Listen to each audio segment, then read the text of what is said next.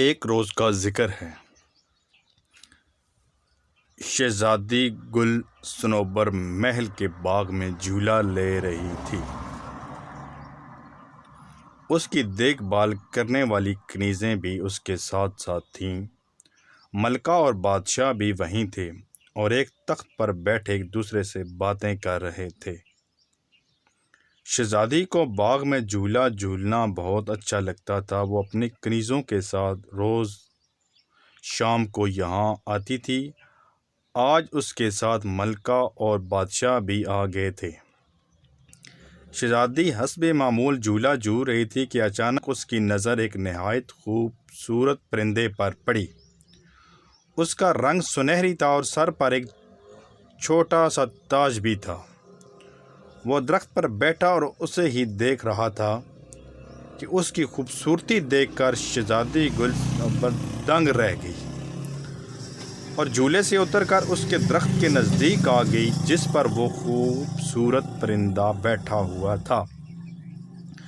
اس نے پرندے سے کہا کہ تم اتنے خوبصورت پرندے ہو اور میرے پاس آؤ، میں تمہیں کھٹی میٹھی رس بھری کھلاؤں گی۔ اس کی بات سن کر پرندے نے کہا کہ میرا دل تو چاہ رہا ہے کہ تم جیسی اچھی اور خوش اخلاق لڑکی کے ساتھ کچھ دیر بیٹھ کر باتیں کروں اور کھٹی میٹھی رس بھریاں کھاؤں، مگر میں تو نگر کی سیر کرنے کے لیے نکلا ہوں، اس لیے چلتا ہوں۔ یہ کہہ کر اس نے اپنے پر پھڑپھڑائے اور اڑ گیا۔ شہزادی صنوبر کو بہت حیرت ہوئی کہ وہ خوبصورت پرندہ انسانوں کی طرح باتیں کرتا تھا۔ وہ بھاگ کر بادشاہ کے پاس آئی اور بولی، ابا حضور، مجھے وہ بولنے والا پرندہ چاہیے، ابھی اسی وقت۔ پہلے تو بادشاہ کی سمجھ میں کچھ نہیں آیا کہ شہزادی صنوبر کیا کہہ رہی ہے، مگر جب کنیزوں نے بتایا کہ درخت پر ایک سنہری پرندہ آ کر بیٹھا تھا اور انسانی زبان میں کچھ کہہ رہا تھا تو بادشاہ نے کہا، بیٹی، میں نے کہانیوں میں تو سنا ہے کہ پرستان میں کچھ ایسے پرندے بھی ہوتے ہیں جو انسانوں کی طرح باتیں کرتے ہیں۔ وہ پرندہ پرستان سے ہی آیا ہوگا، ہو سکتا ہے وہ کل پھر آئے۔ اگلے روز شہزادی صنوبر انتظار ہی کرتی رہی مگر وہ پرندہ دوبارہ وہاں نہیں آیا۔ اس کی فکر میں شہزادی نے پورے دن کچھ نہ کھایا اور کچھ نہ پیا۔ جب رات ہوئی تو وہ بالکل ہی نا امید ہو گئی اور ملکہ کے گلے لگ کر رونے لگی۔ ملکہ نے اسے مختلف طریقوں سے بہلانے کی کوشش کی مگر اس عجیب و غریب پرندے کے خیال کو شہزادی صنوبر کے دل سے نہ نکال سکی۔ اپنی چہچہاتی بیٹی کی اداسی دیکھ کر بادشاہ بھی پریشان ہو گیا۔ اس نے بہت سارے کھلونے منگوا کر شہزادی گل صنوبر کو دیے مگر اس نے ان کھلونوں کی طرف آنکھ اٹھا کر بھی نہیں دیکھا۔ جب 2-3 روز اسی طرح گزر گئے تو ملکہ اور بادشاہ کی تشویش میں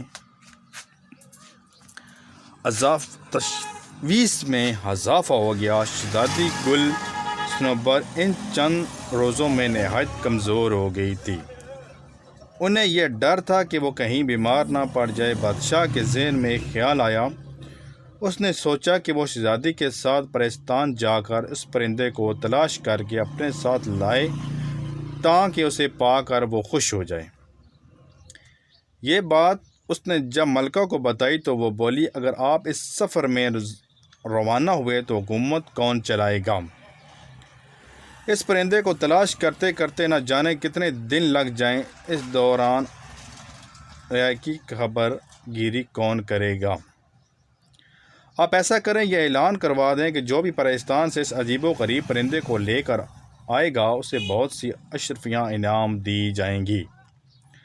بادشاہ کو ملکہ کی یہ تجویز پسند آئی۔ اس نے اعلان کروایا کہ انعام کا سن کر بہت سے لوگ قسمت آزمانے کے لیے نکل کھڑے ہوئے۔ پرستان بہت دور تھا، اس کا راستہ بھی بہت خطرناک تھا۔ راستے میں بہت سے پہاڑ تھے، دریا تھے، جنگل تھے اور جنگلوں میں خوفناک درندے تھے۔ بہت سے لوگ اونچے اونچے پہاڑوں پر نہ چڑھ سکے، بعض دریا کو عبور نہ کر سکے۔ کچھ لوگ جنگل میں درندوں کو دیکھ کر ہمت ہار بیٹھے غزیہ یہ کہ کوئی بھی پرستان اس پرندے کو لے کر نہ آ سکا۔ ایک روز دو نوجوان بادشاہ سے ملنے آئے۔ بادشاہ سے پرستان جانے کی اجازت طلب کی تاکہ وہاں سے اس پرندے کو ڈھونڈا لا جا سکے۔ بادشاہ نے انہیں اجازت دے دی اور تاکید کی کہ وہ اس پرندے کو لے کر جلد سے جلد آنے کی کوشش کریں، کیونکہ شہزادی گل صنوبر کی حالت دن بدن بگڑتی جا رہی تھی۔ دونوں نوجوان اپنے اپنے گھوڑوں پر سوار ہو کر اس پر خطر سفر پر روانہ ہو گئے۔ ان میں سے ایک کا نام شہریار تھا اور ایک نگارے کا بیٹا تھا۔ دوسرے نوجوان کا نام سلیم تھا اور اس کا باپ ریشمی کپڑوں کا تاجر تھا۔ سلیم چونکہ ایک دولت مند تاجر کا بیٹا تھا، اس لیے اس میں بہت غرور تھا۔ اس نے شہریار سے کہا کہ تم جا کر اپنے باپ کے ساتھ جنگل سے لکڑیاں کاٹو اور انہیں گدھے پر لاد کر شہر میں بیچو۔ تم ان چکروں میں کہاں پڑ گئے ہو؟ شہریار نے اس کی بات کا برا نہیں مانا، مسکرا کر بولا، لکڑیاں تو میرے ابا کاٹ لیں گے، تم اس کی فکر چھوڑو۔ ہمارے بادشاہ سلامت، ان کی ملکہ بہت اچھی ہیں، وہ دونوں اپنی رائے کا بہت خیال رکھتے ہیں۔ ان لوگوں کے اچھے سلوک کی وجہ سے ہمارے ملک میں شیر اور بکری ایک گھاٹ پانی پیتے ہیں۔ اپنے بادشاہ سلامت کی وجہ سے ہم لوگ بہت خوشحال ہیں۔ اب ان پر وقت پڑا ہے تو ہمارا بھی فرض ہے کہ ہم ان کی مدد کریں۔ مجھے انعام کا لالچ نہیں، میں تو بس یہی چاہتا ہوں کہ وہ پرندہ جلد سے جلد لا کر بادشاہ سلامت کے حوالے کر دوں، تاکہ ان کی بیٹی خوش ہو جائے اور ہمارے بادشاہ اور ملکہ کی فکر دور ہو جائے۔ وہ باتیں کرتے کرتے کافی دور نکل آئے۔ اسی وقت ایک میدان میں تھے جس میں کئی بڑے درخت بھی نظر آ رہے تھے۔ ایک درخت کے نیچے انہوں نے ایک بوڑھی عورت اور اس کی شوہر کو دیکھا۔ شہریار اور سلیم کو آتا دیکھ کر بوڑھا شخص کھڑا ہو گیا اور انہیں رکنے کا اشارہ کیا۔ وہ بوڑھے شخص، تیرا دماغ خراب ہے جو ہمارا راستہ روک رہا ہے؟ سلیم نے نہایت غصے سے کہا اور گھوڑے پر بیٹھے بیٹھے جھانک کر ایک ہاتھ سے دھکا دے کر بوڑھے کو ایک طرف ہٹا دیا۔ گھوڑا بھاگتا ہوا آگے نکل گیا۔ بیچارہ بوڑھا زمین پر گر پڑا۔ اسے گرتے دیکھ کر اس کی بیوی چیخ چیخ کر دہائیاں دینے لگیں اور اسے زمین سے اٹھانے کی کوشش کرنے لگی۔ یہ دیکھ کر شہریار جلدی سے گھوڑے سے نیچے اترا، بوڑھے کو زمین پر سے اٹھایا اور بولا، محترم بزرگ، آپ کو چوٹ تو نہیں آئی؟ بوڑھا کرہاتا ہوا کھڑا ہو گیا اور بولا، برا ہو اس بدبخت کا، پہلے مجھے پتا ہوتا کہ وہ ایسا ہے تو میں کبھی اپنی مدد کے لیے اس سے نہ روکتا۔ اسے چھوڑیے، مجھے بتائیے آپ کی کیا مدد کر سکتا ہوں؟ شہریار نے بہت نرمی سے کہا، بیٹا آپ صبح سے گھر جانے کے لیے نکلے ہوئے ہیں، میں اپنی بیوی کے ساتھ اپنی بہن کے گھر سے آ رہا ہوں۔ ہمارا گاؤں یہاں سے چند کوس کے فاصلے پر ہے۔ ہم بوڑھے ہیں، چل چل کر بری طرح تھک گئے ہیں، بھوک سے برا حال ہے، گھر پہنچیں تو کھانا کھائیں، آرام کریں گے۔ تمہارے پاس گھوڑا موجود ہے، تمہاری مہربانی ہوگی اگر ہمیں گاؤں تک پہنچا دو۔ بوڑھے کی بات سن کر شہریار نے اپنا کھانا نکال کر ان دونوں کو دیا۔ یہ کھانا اس کی ماں نے اس کے ساتھ کر دیا تھا تاکہ سفر کے دوران اسے بھوک لگے تو وہ اسے کھا لے۔ جب وہ دونوں کھانا کھا چکے تو شہریار نے دونوں کو گھوڑے پر سوار کرایا اور خود گھوڑے کی باگ پکڑ کر تیز تیز قدموں سے ان کے گاؤں کی سمت روانہ ہو گیا۔ دونوں میاں بیوی اسے دعائیں دے رہے تھے کہ شام ہوتے ہی وہ ایک گاؤں میں پہنچے۔ اسی گاؤں میں ان بوڑھے میاں بیوی کا گھر تھا۔ گھر پہنچ کر بوڑھے اور اس کی بیوی نے بڑے اصرار سے شہریار کو اس بات پر آمادہ کر لیا کہ وہ اگلے روز تاکہ ان کے گھر ہی ٹھہرے، کیونکہ رات سر پر تھی اور وہ رات کو سفر یوں بھی مناسب نہیں ہوتا۔ شہریار نے ان کی بات مان لی۔ رات کھانے کے بعد بوڑھے نے کہا، اب نوجوان تم بتاؤ کہاں سے آ رہے ہو اور کہاں جا رہے ہو؟ جواب میں شہریار نے اسے پوری کہانی سنا دی اور بتایا کہ وہ بولنے والے پرندے کی تلاش میں پرستان جا رہا ہے تاکہ اسے لے کر شہزادی گل صنوبر کے حوالے کر سکے۔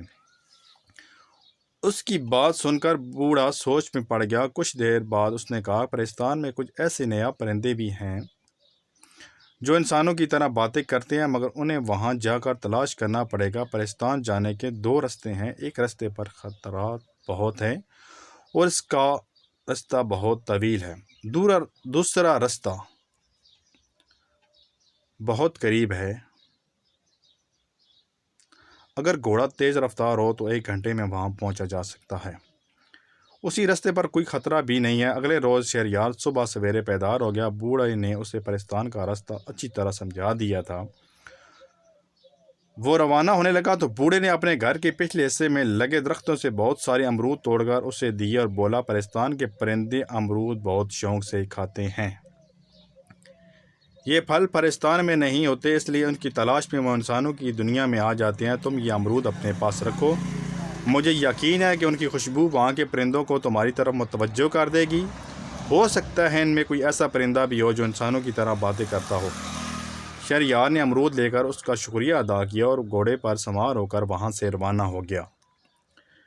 جس راستے پر اس کا گھوڑا دوڑ رہا تھا وہ بہت صاف ستھرا اور ہموار تھا، اور ایک لمبی پاگنڈی تھی جس کے دونوں طرف میں ہری ہری گھاس تھی۔ کہیں کہیں پھولوں کے پودے بھی نظر آ جاتے تھے۔ وہ بہت جلد پرستان پہنچ گیا۔ وہ پرستان میں داخل ہوا تو چاروں طرف بہت چہل پہل نظر آ رہی تھی۔ حسینوں و جمیل پریاں خوبصورت اور رنگ برنگی لباس پہنے ادھر سے ادھر اڑتی پھر رہی تھیں۔ پریزاد بازیوں میں گھوم پھر رہے تھے اور مختلف اشیاء کی خریداری بھی مصروف تھے۔ شہریار نے ایک میدان کے چاروں طرف بہت سارے پریزادوں کا جمگٹ دیکھا۔ وہ قریب گیا تو پتہ چلا کہ وہاں 2 دہیوں کی کشتی ہو رہی ہے۔